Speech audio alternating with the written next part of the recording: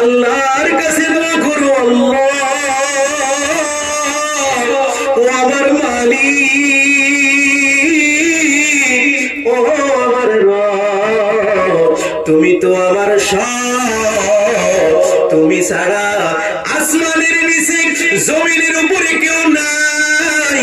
আল্লাহ ও আমাদের মালিক, আমি যে গুনাহ করছি আমার বিবি যদি জানে স্বামী বলে স্বীকৃতি দেবে না, আমার সন্তান যদি জানে বাবা বলে স্বীকৃতি দেবে না, আমার আশি-পড়শিরা যদি জানে আমার সঙ্গে মায়া মহব্বত রাখবে না।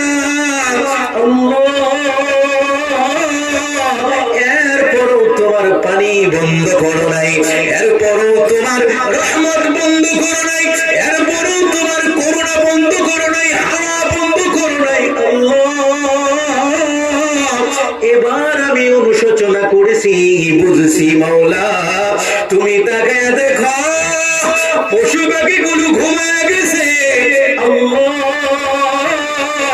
জীব জন্তু গুলো ঘুমায় গেছে, দুনিয়ার তামাম মানুষ গুলো ঘুমায় গেছে। আল্লাহ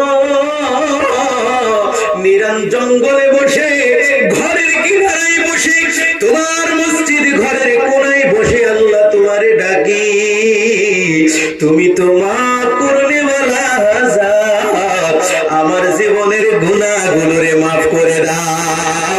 আল্লাহ রাব্বুল আলামিন সঙ্গে সঙ্গে ফেরেশতাদেরকে বলি, এ ফেরেশতারা রে, তোরা না বলছিলি মানব জাতকে বানানো যাইবে না কাটাকাটি হানাহানি করে, দেখ আমার বান্দার গুণ আছে, গুনাহ করে সে অনুশোচনা করেছে, আমার কাছে গুনাহ স্বীকৃতি করে ক্ষমা চায়।